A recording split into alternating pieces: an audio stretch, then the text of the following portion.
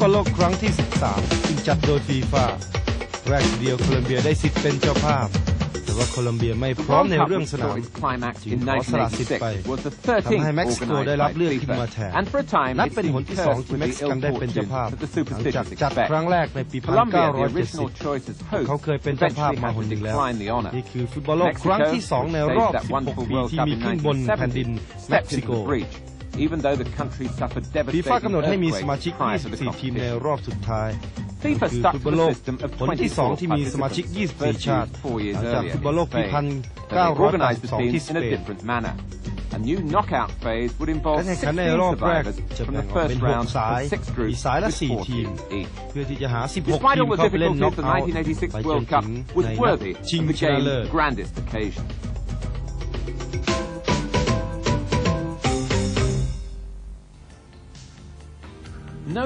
ยังไม่มีชาติใดจากยุโรปรองแชมป์โลกบนแผ่นดินอเมริกาหรืออเมริกาใต้มาก่อนอิตาลีเป็นความหวังสูงสุดในขณะที่พวกเขาเป็นแชมป์เก่าเมื่อ4 ปีที่แล้วแต่ครั้งนี้พวกเขาก็เคยเข้าชิงกับบราซิลมาแล้วเมื่อปี 1970 ในเม็กซิโกซิตี้นี่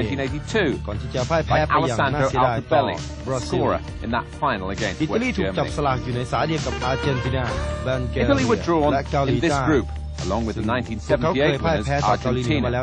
Bulgaria, and South Korea. Italy, you may recall, had suffered at the hands of North Korea in the World Cup of '66 in England.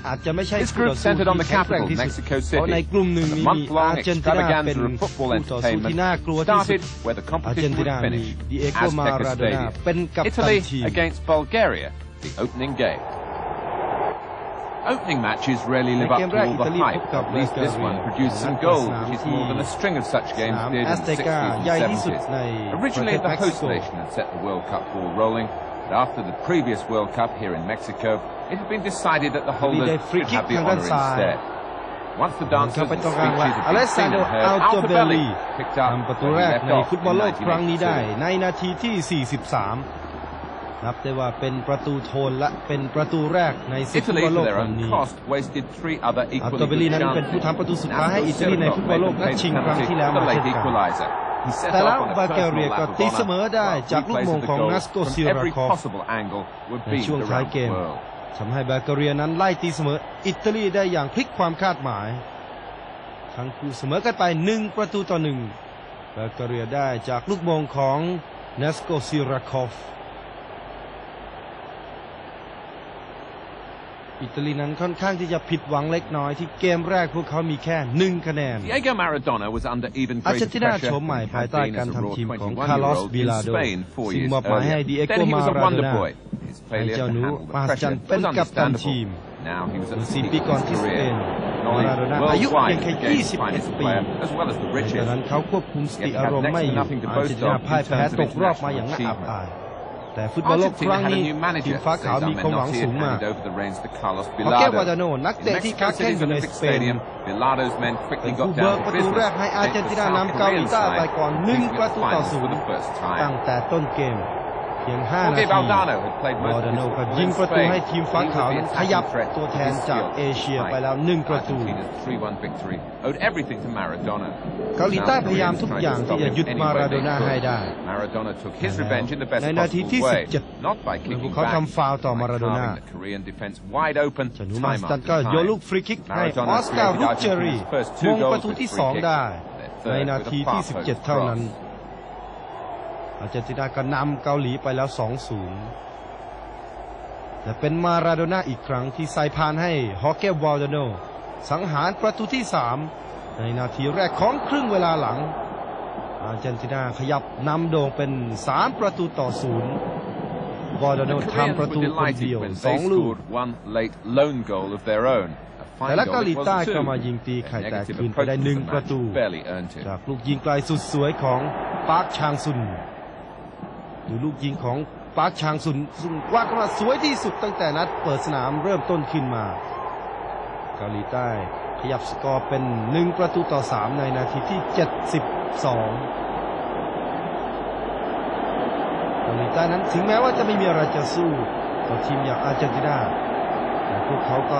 แสดงสปิริตสูงส่งออกมา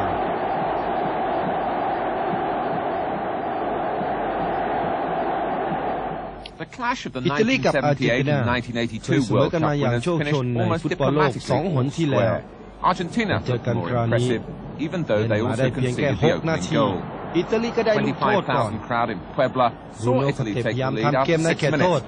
แต่บอลนั้นกระดอนไปถูกมือของผู้เล่นอาร์เจนตินาผู้ตัดสินอยู่ใกล้กับจุดเกิดเหตุพอดีลูกวิจาระชี้มือไปที่จุดโทษอัตโตเบลลีเป็นผู้ยิงให้อิตาลีนำไปก่อน1-0อิตาลีขยับนำคู่ต่อสู้อีกครั้งหนึ่งจากการยิงของอเลสซานโดอันโตเบลลีแต่ว่าอิตาลีนั้นใช้เฟอร์นันโด เดนาโปลีประกบติดมาราโดน่าเดนาโปลีนั้นจับมาราโดน่าอยู่ได้เพียงแค่33 นาทีมาราโดน่าก็สะบัดหลุดการประกบเข้าไปยิงตีเสมอให้อาร์เจนตินาไล่ตามอิตาลีมาเป็น1-1มาราโดน่าเริ่มที่จะประกาศให้ชาวโลกได้รับรู้แล้วว่าบัดนี้เขาพร้อมที่จะสร้างสิ่งมหัศจรรย์ในสนามในศึกฟุตบอลโลกอีกครั้งหนึ่งไม่มีกองหลังอิตาลีคนไหนเชื่อว่าเขาจะหลุดมายิงประตูนี้ได้แม้แต่ผู้รักษาประตูของอิตาลีเองซึ่งแต่ยืนขาแข็งตาค้าง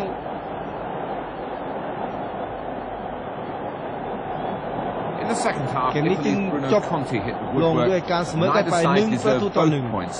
ตาลีเสมอเป็นนัดที่2ส่วนอาร์เจนตินาชนะนัดเสมอนัดมีโอกาสที่ได้ผ่านเข้าไปเล่นในรอบต่อไปบัลแกเรียกับเกาหลีใต้คู่นี้เกาหลีใต้ไม่มีทางเทียบชั้นทีมจากยุโรปได้เลยเล่นมาได้เพียงแค่11 นาทีคลาเมนเกตตอฟก็ยิงประตูแรกให้บัลแกเรียนำทีมพลังสองไปก่อน1-0took advantage of a defensive mistake. South Korea refused to take this line down. They forced several fine saves of Borislav Mikhailov before equalizing midway through the second half. พักลูกลงได้ออกตวัดยิงด้วยขวาลูกมุดเข้าไปตุงตะข่ายเกาหลีใต้ตีเสมอบัลแกเรียได้อย่างวุดวิดในนาทีที่69เกมนี้จึงจบลงด้วยการเสมอกันไป1-1ทำให้เกาหลีใต้นั้นมีคะแนนแรกในศึกฟุตบอลโลกครั้งที่13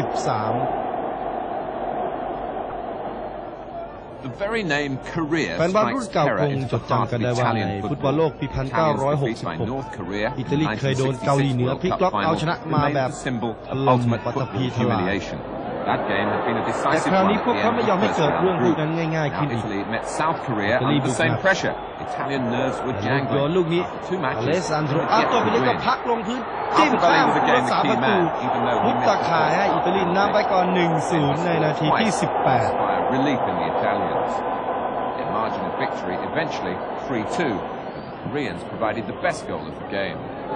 แต่แทบไม่มีใครเชื่อว่าทีมอย่างเกาหลีใต้นั้นจะไล่ตีเสมอยักษ์ใหญ่ซึ่งเป็นแชมป์โลกอย่างอิตาลีได้เมื่อชอยซุนโฮ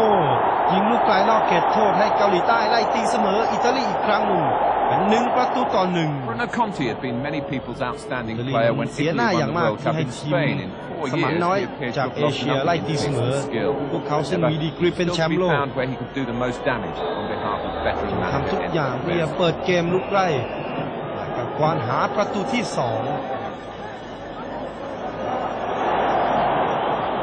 จังหวะนี้อิตาลีได้ลูกฟรีคิกนอกเขตโทษชิปเข้าไปตรงกลางตอนนั้นคูคิกอยู่ในเขตโทษแล้วอาร์โตเบลลีก็เป็นผู้จิ้มเข้าไปให้อิตาลีนำเกาหลีใต้ไปเป็น2-1ในช่วงท้ายเกมนาทีที่73นกเขื่อนก็แตกเกมรับของเกาหลีใต้นั้นอิตาลีเจาะได้อีก1 ประตูจากเข้ากลางของอิตาลีโชวางเรกลัวที่เพื่อนจะไม่เสียความรู้สึกสกัดข้ามเส้นประตูตัวเองเข้าไปอิตาลีก็เลยนำไปเป็น3-1จากการมอบของขวัญอันแสนสวยงามของเกาหลีใต้ Closing minutes brought a rapid exchange of goals. Hu Jung-moo pulling one back for the Koreans. When the American referee Sosha blew his final whistle, Italy had not only recorded their first victory, but exorcised a Korean ghost. เกาหลีใต้ได้ลูกเตะกินเปล่าระยะประมาณ35 หลาชิปเข้าไปตรงกลาง ลูกนี้ควิดต่อและฮูจุงมูก็ยิงให้เกาหลีใต้นั้นพ่ายแพ้ต่ออิตาลีไป2-3เกาหลีใต้นั้นตกรอบแน่นอนแล้วแต่ว่าทุกนัดที่เขาลงสนามสามารถยิงประตูคู่ต่อสู้ได้ทั้งหมดและฮูยุงมูก็ยิงประตูสุดท้ายให้เกาหลีใต้This was a match in which it became clear that Argentina were no one Maradona band. Valdano's instinct for open spaces and goals was matched by the selfless, creative work of Jorge Burruchaga in midfield. Defensive resolution of Jose Luis Brown. ประตูแรกตั้งแต่นาทีที่3ให้อาร์เจนตินาขยับนำบัลแกเรียไปก่อน Bulgaria seemed to be content to keep the score down. That way, they might just squeeze into the second round for the first time in their history. Sent out a team with 7 midfielders and not one established. โยนให้ฮอกเก้เบอรูชากาปิดประตูง่ายๆในนาทีที่74อาร์เจนตินาก็เลยเอาชนะบัลแกเรียไปอย่างขาดลอย2-0การจ่ายของมาโดน่านั้นสวยงามหยดย้อยแล้วก็ใส่พานทองไปให้บารูชาก้า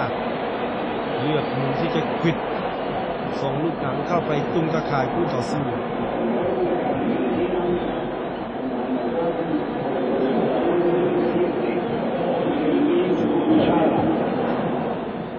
As expected, Argentina and Italy emerged as the major forces in the group. Both unbeaten, Argentina on top with 5 points to Italy's 4. South Korea offered some splendid skill, highlighted by Choi's spectacular goal against Italy. Bulgaria's approach much more negative. They were fortunate to progress as one of the third-place teams with 2 points and a respectable goal difference. What would home advantage mean for Mexico in the second group? No problems with the altitude in Mexico City. No country had ever been more thoroughly prepared. The players have been together for a year under their coach from Yugoslavia, Bora Milutinovic. คือทีมที่แย่ที่สุดในจำนวน24ทีมที่เข้ารอบสุดท้ายมาแข่งขันกันในสังเวียนแห่งนี้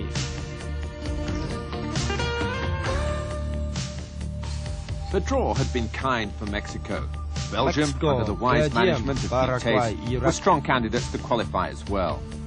Paraguay were painted as